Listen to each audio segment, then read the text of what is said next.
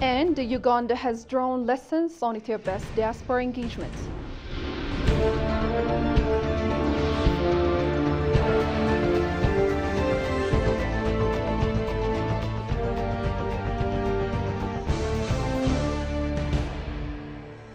Hello and welcome to EBC World, the voice of Pan-Africanism. I'm Hikma Tamam with the news for the hour. Do stay with us.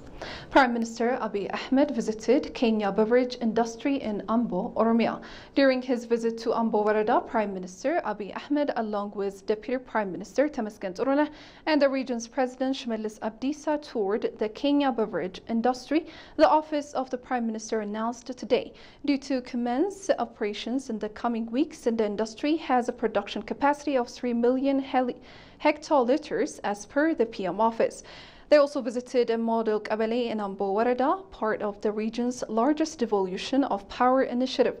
As part of this effort, 7,342 Kabales have been equipped with 50,000 professionals to deliver end-to-end services that were previously centralized at the Warada level. Additionally, the Prime Minister reviewed progress on the Dendi section of the Wanchi Dendi Eco Lodge development.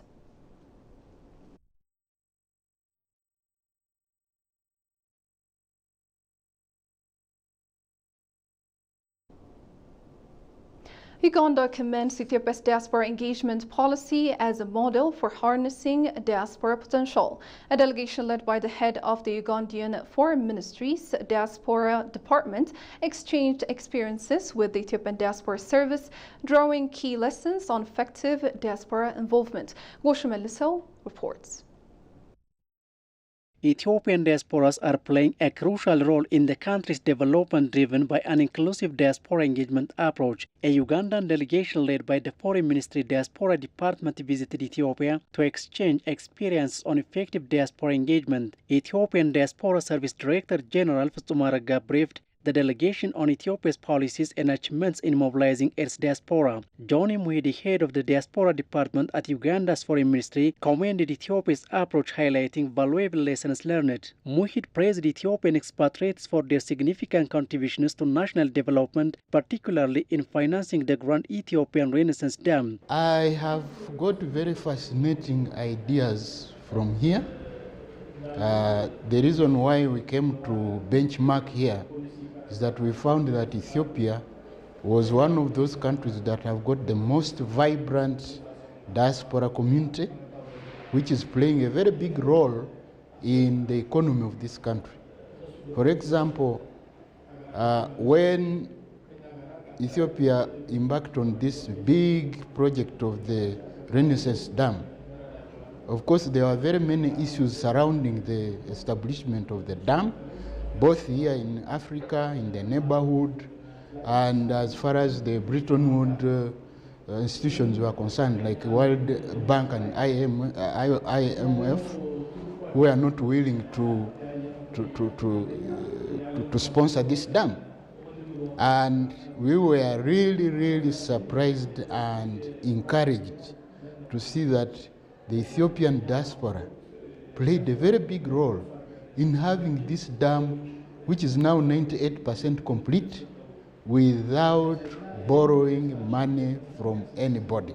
He further noted that Ethiopia and Uganda are strengthening cooperation across various sectors. Uganda and Ethiopia have had very historical relations, which have been warm throughout, and we have been cooperating in very many areas, especially in the economic sector, as well as the diaspora area.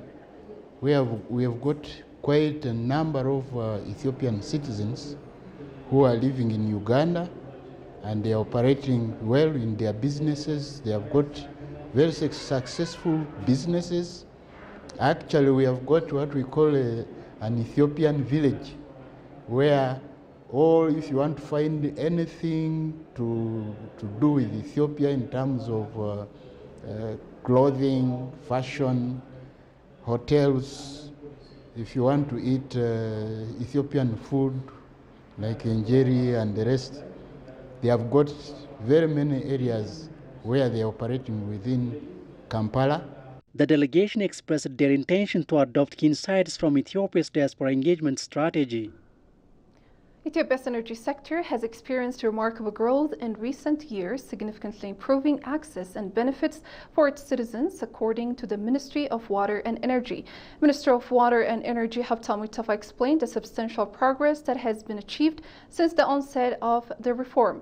The minister highlighted the advancements that include a notable increase in electricity access, reaching 54% of the population, which is a rise by over 6%. Significant strides have been made in providing power to remote areas, the minister stated, emphasizing the successful implementation of rural electrification initiatives. The expansion of solar power plants in educational institutions and other facilities has also contributed to the sector's overall success. Furthermore, the minister praised the government's strategic oversight of the Grand Ethiopian Renaissance Dam construction, noting the special wisdom and ingenuity involved in its progress. The minister also said that Prime Minister Abiy Ahmed has played a pivotal role in driving the development of the water and energy sectors.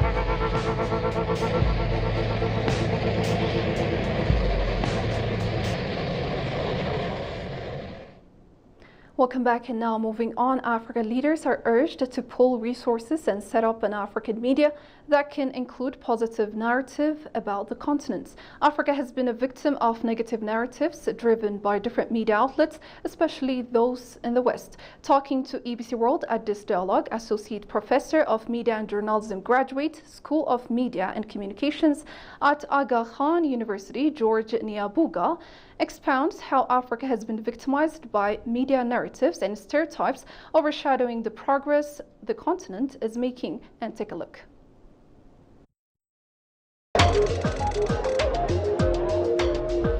One of the issues this continent faces is the way that it is portrayed by different media outlets, especially those in the West, as you know.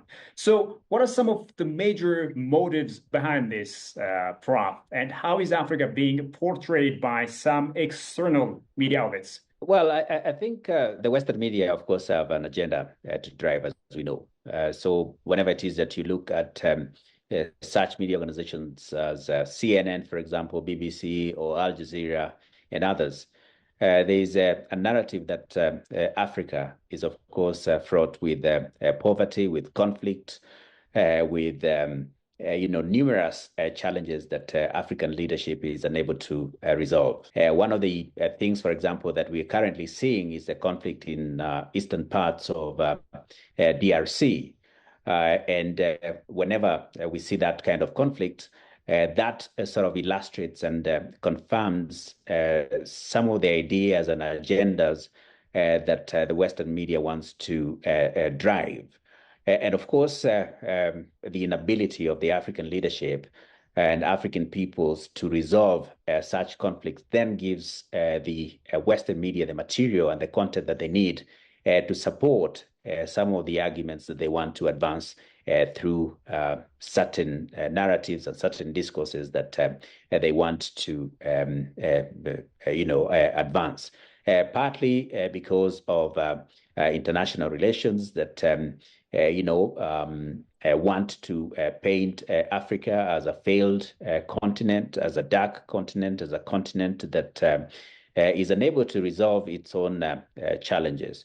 And I suppose the media oftentimes privileges negative stories. As we know, negative stories are more interesting and they sell a lot more compared to positive stories. Why such a great continent is still unable to establish a strong Pan-African media outlet?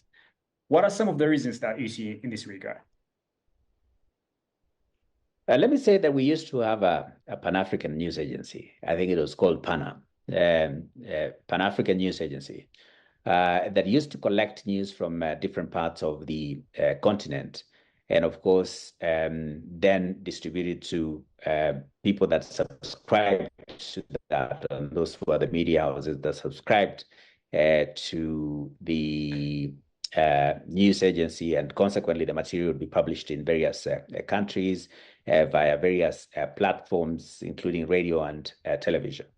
But of course, over time, we see that many African countries were unable to contribute the financial resources that were necessary to keep PANA afloat. And for that reason, of course, it more or less collapsed. There's no reason why, for instance, African editors and stakeholders and opinion leaders can't come together and say that we need a different strategy for telling the African story, and consequently identify a platform that perhaps doesn't need as much resource.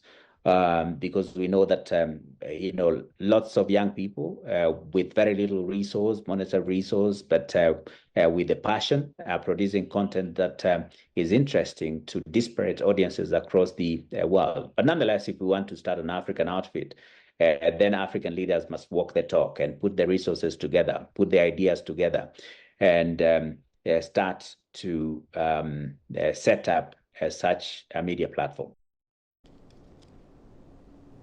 And now finally, South Sudanese President Salva Kiir insisted that South Sudan will not return to war. There is high tension in Juba following the arrest of Chief of Staff of Sudan's People's Liberation Movement and Opposition Army, General Gabriel Diop Lam. The arrest of an army general from South Sudan's main opposition is a grave violation of the peace deal that ended a 5-year civil war, an opposition spokesperson has told the BBC. Government security forces have also arrested several ministers and senior officials in the army who are allies of Vice President Riek Machar, whose residence has been surrounded by army troops since Tuesday. President Salva Kiir, through his spokesperson Michael Makui, told reporters that the detainees were arrested because they were in conflict with the law. The SSPDF leadership has accused SPLM-IO leaders of orchestrating the conflict in Nasser, a claim that has heightened tensions between the two groups.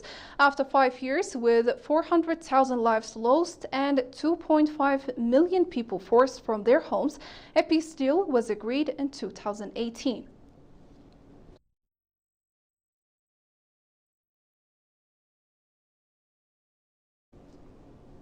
And now, before I go, a reminder of the top stories once again. Prime Minister Abiy Ahmed visited Kenya beverage industry in Ambo, Oromia.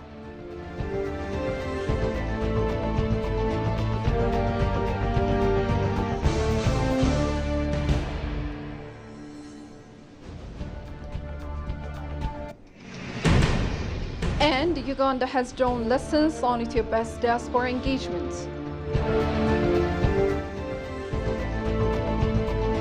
Well, that's it for now. Thank you for watching and goodbye.